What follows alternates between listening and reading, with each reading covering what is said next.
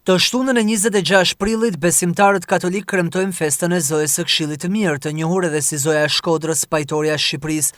Në bazilikën e Zojës së Këshillit të Mirë po bën përgatitjet e fundit për kremtimin e meshës, që do të udhëhiqet nga një pjesë i peshqvinjve shqiptar. Por këtë vit mesha përkon në një moment kur katolikët e mbar botës i kanë syt nga Vatikani, ku do të mbahet mesha lamtumirës për Papa Franceskun. Kena pikrisht meshën nesër në orën 10 që do t'jenë të pranishëm edhe i pjesë i peshqvive shqiptar që kanë më uheq edhe meshën, do t'jetë i pranishëm edhe përfaqësuesi i Selisë së Shenjtë, do t'jenë të pranishëm edhe populli i Zotit, edhe kështu.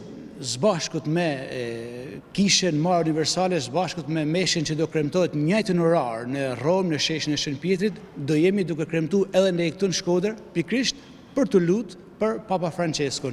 Edhe kjo është një koincidencë e bukur edhe për një arsye, sepse Papa Francesku ka pas një lidhje unike me Zojën e bekume, me Virgjën Mari. Saqë edhe vetë ka zgell për mu varros pikrisht tek kisha e Zojës, që është Bazilika Santa Maria Maggiore. Kështu që për ne shqiptarët, nesër në veçantë bëhet edhe një rast i mirë për m'ia besu që është festa e Zojës së Këshillit Mirë, m'ia besu shpirtin e Papa Franceskut edhe Zojës bekume. Darja nga jeta e Atit të Shenjtë ka qenë një moment trishtimi për mbar botën, pasi ai ishte kleriku ndryshe, që foli dhe sfidoi për tema të forta dhe u bë zë për ata që nuk kishin zë.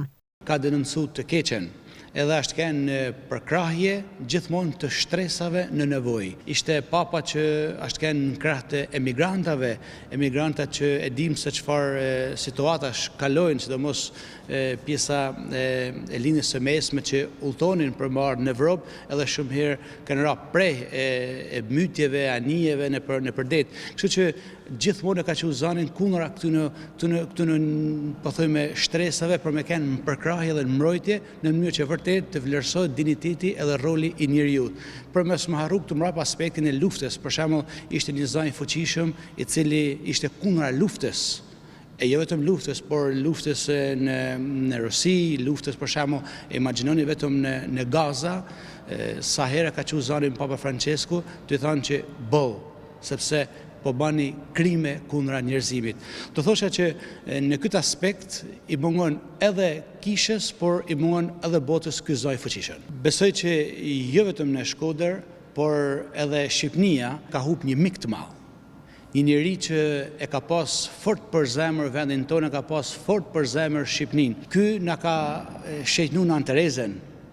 Papa Francesku ka lumnu martirët shqiptarë, sparit 38 në 2016, edhe para disa mujsh edhe 2 tjerë, pra 20 martirët.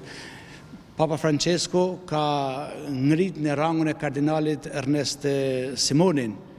Pra do të thosh që praktikisht me Shqipnin ka një lidhje unike, edhe ka pas një lidhje unike Papa Francesku. Me kremtimin e meshës të festës së Zojës së Këshillit të Mirë, besimtarët katolik bën më pas gati për muajin maj, që i kushtohet pajtores së Shqipërisë.